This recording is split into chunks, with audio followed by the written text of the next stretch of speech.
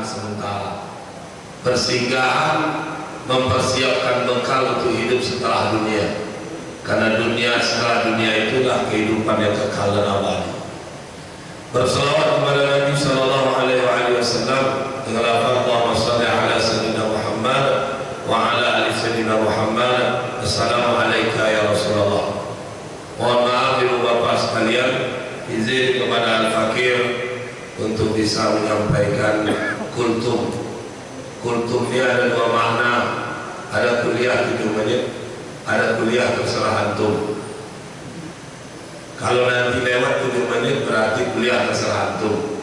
Kalau pas 7 menit berarti kuliahnya benar kultum kuliah 7 menit. Atau nanti ada juga kulibas, kuliah 15 menit. Ini tidak tahu katanya tadi kultum. Jadi bisa jadi 7 menit atau lebih kurang 7 menit. Baik Bapak Ibu yang berbahagia, karena Al-Fakir wakili dari Fekon, jadi tema kajian ataupun kultum kita pada siang ini membahas seputar masalah dampak harta yang haram terhadap pelaksanaan ibadah, atau akibat harta yang haram karena terhadap ibadah. Bapak Ibu yang berbahagia, kita tahu Ramadan ini salah satu tujuan Allah syariatkan agar kita keluar dari Ramadan meraih predikat takwa. Takwa tentunya tidak sekedar puasa, takwa tentunya tidak sekedar tarawih witir saja. Tapi takwa menurut para ulama Ahlussunnah wal Jamaah imtisalu awamirihi wa ijtinabu nawahihi, mengerjakan semua yang diperintahkan. Apa yang Allah perintahkan, misalkan puasa, sholat, zakat, haji, ya. Begitu juga perintah-perintah yang lain, menutup aurat. Bahkan Allah juga perintahkan untuk berhukum dengan hukumnya. Karena ini hukum illa lillah, hak membuat hukum hanya miliknya Allah. Terlepas kalau ada yang berbeda pendapat di kalangan di antara kita. Tapi ini memang firman wahyu dari Allah. Ini hukum illa lillah. Ini perintah. Di samping perintah, wa ijtinabu nawahihi, takwa itu juga meninggalkan larangan. Makanya ketika Ramadan berpuasa ya, tidak sekedar kita meninggalkan apa yang dilarang oleh Allah. Ya, imsak min tulu'il fajri ila ghurubis syamsi anil akli wasyurbi wal jima'. Tidak sekadar kita menahan diri kita dari dilarang oleh Allah makan, minum, berhubungan di siang hari, tapi wa ghairiha, semua yang lain selainnya, selain berhubungan itu, termasuk menghibah, bersumpah palsu. Bahkan menurut Ibnu Hazm, Imam Al-Auza'i, dan juga ini salah satu pendapat dari istrinya Rasul Ummul Mukminin Sayyidah Aisyah radhiyallahu anha, di mana mereka berpendapat ya betulus shaum bil ghibah wa yajibu qada'u. Ini Bapak Ibu, ketika puasanya itu diiringi dengan melakukan yang dilarang oleh Allah, melakukan dosa-dosa besar, menurut Ibnu Hazm ya betulus shaum, puasanya batal bil ghibah, dengan dosa ghibah tadi, wa yajibu qada'u, dan wajib puasanya diqada, diganti di hari yang lain. Ini pendapatnya Ibnu Hazm, pendapatnya Imam Al-Auza'i, salah seorang ulama mazhab seangkatan dengan Imam Malik bin Anas radhiyallahu ta'ala. Meski demikian, walaupun ada pendapat yang lain, misalkan pendapatnya jumhur ulama, para ulama mengatakan, misalkan Imam Malik, Imam Hanafi, Imam Syafi'i, Imam Ahmad bin Hanbal, dan ini pendapat yang rajih kalau kita lakukan tarjih yang kuat, di mana mereka jumhur ulama berpendapat berbeda dengan Ibnu Hazm dan Al-Auza'i.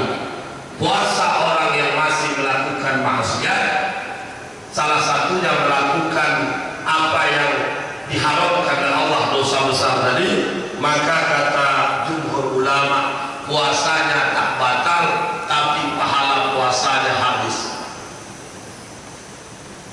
Pahala puasanya habis. Ini berdasarkan hadis Nabi. Kami shaimin, berapa banyak orang yang berpuasa, laisa lahu min siyamihi illa al-ju'i wal 'atash. Tak dapatkan dari puasa yang dia kerjakan illa al-ju', kecuali rasa lapar, wal 'atash, dan rasa haus saja. Sebulan penuh Ramadan membersamainya, tapi Ramadan tidak menyisakan predikat takwa. Ramadan tidak mengantarkannya pada meraih ampunan dari Allah. Padahal Ramadan ini ghufira lahu ma taqaddama min dhanbi, tapi ampunan Allah tak dapat. Apa yang mereka dapatkan? Cuma menyisakan rasa lapar dan haus. Maka dari itu Bapak Ibu, kita paham betul Ramadan melatih kita agar kita benar-benar keluar dari Ramadan meraih predikat takwa yang dijadikan oleh Allah. Salah satu yakni dengan menjalankan semua yang Allah perintahkan, meninggalkan semua yang dilarang oleh Allah. Di antara yang Allah perintahkan dan yang dilarang oleh Allah itu, hendaklah mencari harta, hanya harta yang halal. Harta yang halal adalah, karena talabul halal wajibun ala kulli muslim. Mencari yang halal itu wajib bagi setiap muslim. Bahkan Allah melarang di dalam surah An-Nisa ayat ke-29. Allah melarang, ya ayyuhalladzina amanu, hai sekalian orang beriman, la ta'kulu amwalakum bainakum bil batil. Janganlah kalian memakan harta-harta kalian bainakum, di antara kalian, bil batil, dengan jalan yang batil. Batil itu apa? Dalam tafsir Ibnu Katsir dijelaskan, al-batil ayil mukasib ghairu syar'iyyah, harta yang diusahakan dengan jalan yang tidak syar'i, dengan jalan tidak sesuai syariat. Bisa jadi batil, tidak sesuai syariat karena zatnya haram. Bisa jadi karena milik orang yang kita ambil, karena kecurangan, karena hulul, karena ghasab, seperti riswah, membeli hadiah yang haram, ikhtilasat, korupsi, atau gratifikasi, atau komisi-komisi yang diharamkan. Ini harta ulul, harta yang haram. Yang kedua, ada yang ketiga, harta yang haram ghairu syar'iyyah, yang berdasarkan akad, karena akadnya batil atau fasad. Misalnya, jadi karena haramnya, karena riba, karena dobelnya akad, karena ada kecurangan, karena ada kezaliman dan lain sebagainya. Harta-harta seperti ini, la ta'kulu amwalakum bainakum bil batil. Allah mengharamkan, melarang, jangan diambil. Nah, kalau kita ambil bagaimana? Akan berdampak terhadap hablum minan nas. Kalau hablum minallah kita mantap, hablum minan nas tak mantap, maka berdampak terhadap hablum minan nas. Sebaliknya, kalau harta kita bermasalah, maka akan berdampak terhadap hablum minallah. Salah satunya sholat. Tadi zuhur Bapak Ibu kita dirikan, salah satu syarat yang harus kita penuhi, syarat diterimanya sholat. Zuhur ini kan diterima kalau rukun syarat terpenuhi. Ada rukun, ada syarat, tapi syarat itu kan, mohon maaf, ada tiga. Ada syarat wajib, muslim balik berakal. Ada syarat sah, berwudu, menutup aurat. Ada syarat diterimanya sholat. Kalau kita merujuk kepada kitab Sunan Taufik, ditulis oleh Abdullah Al-Ba'alawi, itu syarat diterimanya sholat itu ada tiga. Pertama, ikhlas. Yang kedua, khusyuk. Yang ketiga, ayyakuna ma'kuluhu wa malbusuhu wa musallahu halal. Menjadikan yang dimakan dan diminum, dipakai tempat untuk sholat, itu harus berasal dari yang halal. Kalau dipakai pakaian yang haram, kalau dimakan dan diminum berasal dari harta yang haram, maka sholat hanya gugurkan kewajiban, tapi tak dicatat sebagai pahala di sisi Allah Subhanahu wa Ta'ala. Ini pengerikan kita, Pak. Ini dampak terhadap ibadah. Salah satunya sholat. Sholat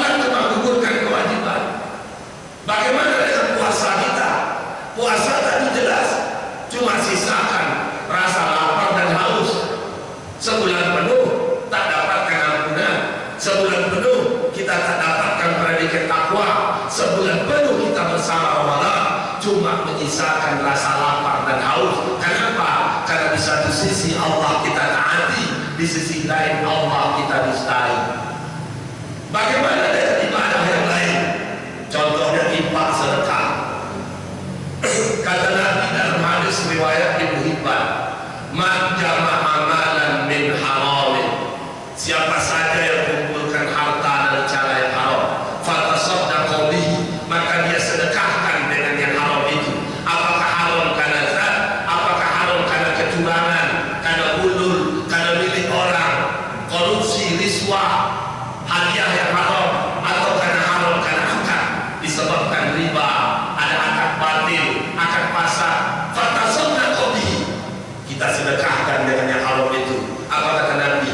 Falam yakun fihi ajrun, maka sekali-kali tak pernah mendapatkan ajrun, balasan dari apa yang disedekahkan. Wa kana israhu alaih, meskipun sungguh-sungguh kita bersedekah.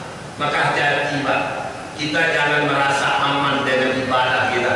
Sholat 5 waktu dijaga, bagus. Berjamaah, lebih bagus. Tambah qiyamul lail, mantap. Tahajud tiap pagi, luar biasa. Tapi hati-hati dengan harta. Ketika kita mendapatkan harta dari cara yang haram, kita dirikan sholat, maka sholat ada menggugurkan kewajiban, tak dicatat sebagai pahala di sisi Allah. Ketika harta yang kita kumpulkan, kita berasal dari yang haram, kita berinfak, bersedekah, falam yakun fihi ajrun, infak sedekah kita tak diterima oleh Allah. Bahkan mengerikan Pak, dalam hadis yang lain Nabi katakan, la yujibuka imru'un, jangan kalian takjub dengan seseorang, man kasaba malan min haram, ketika berusaha mendapatkan harta dari cara yang haram, fatasaddaq fa in anfaqa aw tasaddaqa bihi, jika harta haram itu diinfakkan, disedekahkan, lam yuqbal minhu, sampai kapanpun infak sedekahnya tak diterima. Wa in amsaka, kalau harta haram bersamanya, lam yubarik lahu fihi, sampai kapanpun tak pernah mendapatkan barokah. Meski kita bersama Ramadan ini sahur mubarak, maka kalau ada harta haram bersama kita, wa in amsaka lam yubarik lahu fihi, sampai kapanpun barokah dari Allah tak dapat, termasuk keberkahan di bulan Ramadan. Itu sampai tidak sampai di situ saja. Wa in mata, kalau pemilik harta haram itu mati, wa tarokahu, ditinggalkannya harta yang haram tadi, zadahu ilan nar, ini jadi bekal bagi dia masuk ke neraka Allah Subhanahu wa ta'ala. Maka ini jangan main-main. Sholat kita cuma gugurkan kewajiban, puasa cuma menyisakan rasa lapar dan haus, infak sedekah kita tak dibalas. Lantas bagaimana dengan haji dan umroh kita? Ada hadis yang menjelaskan, man hajja bimalin haramin, siapa saja yang berangkat haji termasuk umrohnya dengan harta yang haram, labbaik Allahumma labbaik, dia bacakan Pak talbiyah, labbaik Allahumma labbaik, ya Allah aku penuhi panggilanmu. Maka qala Allah azza wa jalla, Allah Subhanahu wa ta'ala menjawab, la labbaik wa la sa'daik wa hajjuka mardud alaik, tidak ada panggilan bagimu, hajimu tertolak dan kau balik ke kampung halamanmu. Nauzubillah min zalik. Ini tidak main-main Bapak Ibu yang berbahagia. Haji kita tertolak, padahal kita dipanggil oleh Allah, tapi berangkat dengan harta yang haram, maka berangkatnya kita, hajinya kita, apalagi umrohnya kita, mardud alaik, tertolak di sisi Allah Subhanahu wa ta'ala. Maka hajinya hanya menghabiskan duit, mencapekkan badan, meletihkan badan, tapi pulang haji dan umroh tak mendapatkan mabrur dari Allah Subhanahu wa ta'ala. Padahal haji yang mabrur, umroh yang mabrur, balasannya adalah jannahnya Allah Subhanahu wa ta'ala. Tapi karena berangkat dengan harta yang haram, apakah lewat akad batil karena ada riba di dalamnya, dengan akad talangan misalkan. Sekarang kan lagi marak nih Pak, umroh talangan, talangan umroh, berangkat 35 juta, pulang dibayar 45 juta, kullu qardin jarra manfa'ah wa riba. Setiap qard 35 dikasih, jarra manfa'ah, mendatangkan manfaat, fa riba, maka dia adalah riba.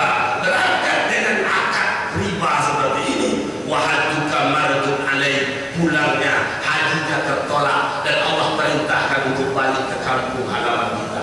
Maka hati-hati ibu bapak tentang perkara harta ini. Terakhir, ini udah kuliah tersehantum nih.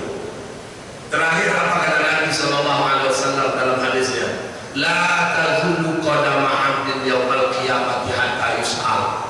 Tidak beranjak kaki seorang hamba di hari kiamat sampai dia ditanya beberapa persoalan. An umrihi fima afnah, umur dia habiskan untuk apa? Wa an ilmi fima fa'ala, ilmu dia berbuat apa? Wa an jismi fima abla, tubuh dia korbankan untuk apa? Wa an malihi min aina tasabahu wa fima anfaqahu. Tentang harta dia tanya dari mana, untuk apa. Umur sekali Pak ditanya, ilmu sekali ditanya, badan sehat tak sehat, ini sehat ini memenuhi panggilan Allah atau tidak, sekali cuma ditanya. Tapi harta Allah tanya dua kali, dari mana kau dapatkan, untuk apa kau gunakan. Maka dari itu Bapak Ibu, kelak di hari kiamat banyak orang celaka bukan karena mereka tidak sholat, banyak orang celaka bukan karena tidak puasa Ramadan, banyak orang celaka bukan karena tidak infak sedekah, bukan karena tidak haji dan umrah, tapi banyak orang celaka di hari kiamat karena harta yang dia diperoleh dengan cara yang haram. Apakah haram karena zat? Apakah haram karena kecurangan milik orang yang diambil? Apakah haram karena akad transaksinya? Maka ketika harta yang kita peroleh haram salah satu dari bentuk tiga tadi, maka yakinlah Bapak Ibu akan membuat kita kelak mendapatkan azab dari Allah. Karena harta yang halal akan dihisab, harta yang haram akan diazab. Mudah-mudahan Ramadan sebulan penuh bersama kita dengan kita, maka kita harus